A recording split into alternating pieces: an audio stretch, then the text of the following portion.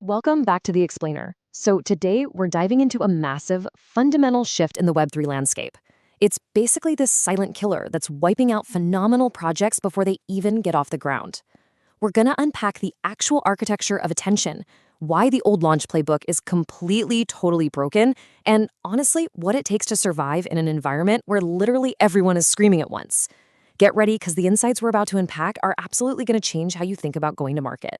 Okay, I really want you to let this next thought sink in because it completely shatters a myth we've all kind of bought into. Launchpads didn't democratize token launches, they destroyed scarcity. Think about that. That's a massive paradigm shift, right? For years, we were fed this narrative that lowering the barrier to entry was universally good, that giving everyone a platform was true democratization. But we're going to look at the dark side of that infinite access today. When those gates swung wide open, we didn't just get more projects, we fundamentally altered the psychological value of a launch itself. Now, what's really interesting about this slide is the stark contrast in how a launch actually feels over just a few short years. Look at 2021. Back then, a token launch felt like this massive, earth-shattering event, right? Communities rallied, you literally marked your calendar, and you could feel the anticipation. Fast forward to the landscape of 2026, and wow, that grand event status, completely gone. We're just looking at hourly noise. New launches are dropping every single hour, flooding our timelines like disposable content. They aren't monuments anymore. They're just these tiny, fleeting blips on an endless, scrolling radar. Section 1, the Great Oversaturation. So to figure out how to survive this new environment, we've got to get into the psychological mechanics of why this landscape is so broken. What actually happens to our brains when we're put on a conveyor belt of endless new opportunities? Well, it brings us to a super frustrating question. Why are launches failing? I mean, if you're a founder or a dev in this space, you've probably felt this firsthand. You build amazing tech, you get a rock star team, you do literally everything right, and then you launch and crickets. Why is the failure rate just so astonishingly high today? Well, we're going to answer that by looking at a pretty uncomfortable truth. And here is where we hit the core misconception. Most founders are operating on this false belief that the market just got harder, or liquidity dried up, or investors got spooked. But honestly, that completely misses the root cause. The truth is, infinite supply killed attention. It's just human psychology. We are hardwired to stop valuing things that are infinitely available. Repeated, endless launches have entirely erased the emotional punch of a new token. When everything is constantly launching, nothing actually feels important. This oversupply didn't just tank prices, it absolutely nuked the audience's attention span. Attention is now the ultimate bottleneck of the whole industry. Section 2. Why most launches fail. All right, now that we've got the psychological backdrop, let's look at the brutal reality of the numbers.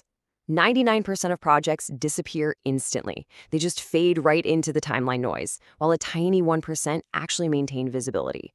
That gap is staggering. And what this tells us is that in an oversaturated market, attention moves way, way faster than utility.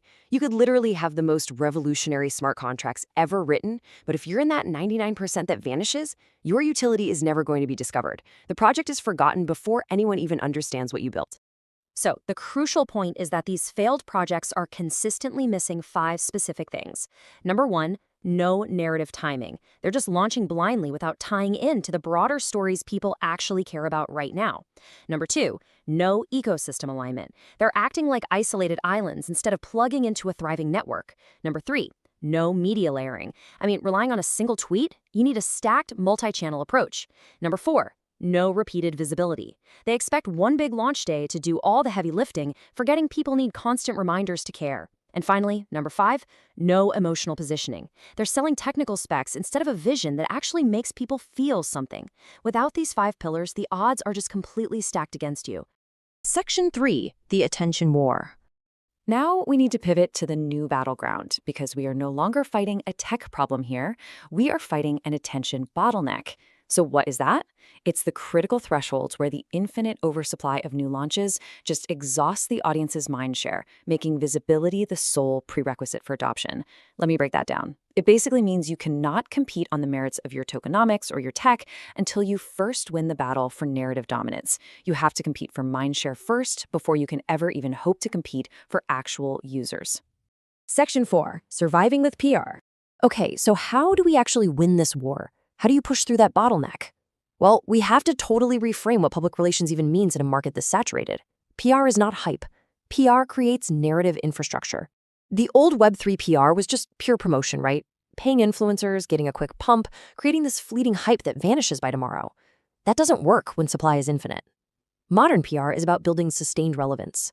It's the infrastructure that weaves your story into the daily media diet of the space. The goal isn't a one-day attention spike. The goal is making sure the market doesn't completely forget you 24 hours after your Launchpad event ends. Let's move to and see how this builds into a continuous, self-reinforcing loop of relevance. This is the exact flywheel you need to survive. Step 1. Sustained visibility. You establish this through strategic narrative layering. It's persistent, not a one-off. Which brings us right to Step 2. Inside conversations. Because you're visible, you stay top of mind when people are naturally discussing the ecosystem. And that flows seamlessly into Step 3, attracting attention. Being inside those organic conversations is exactly what pulls in more eyes. It's a continuous loop, guys. Visible projects stay inside conversations, and projects inside conversations naturally attract more attention. That is how you beat the scarcity collapse. And this brings us to the tool built specifically to power that exact loop. Web3 PR Wire is the visibility engine helping projects survive attention saturation. In a landscape where infinite supply is literally trying to bury your launch every single hour, you absolutely need structural support. Think of Web3 PR Wire as that critical infrastructure, giving founders the media layering and the sustained repetition they need to keep those visibility loops spinning. It's basically the tactical answer to the attention bottleneck we've been talking about. We're going to end on this stark, unavoidable reality check. Attention decides survival. If your launch disappears in 24 hours, the market just forgets it. Please don't let your incredible hard work turn into invisible timeline noise. You've got to secure your visibility. Head over to Web3 PR Wire to start building the narrative infrastructure that actually survives this market. And before we wrap up this explainer, I want to leave you with this. As infinite supply keeps growing, what is your specific plan to guarantee you aren't forgotten tomorrow? Let me know down in the comments. Drop the word attention if you agree that Web3 launches are basically becoming invisible.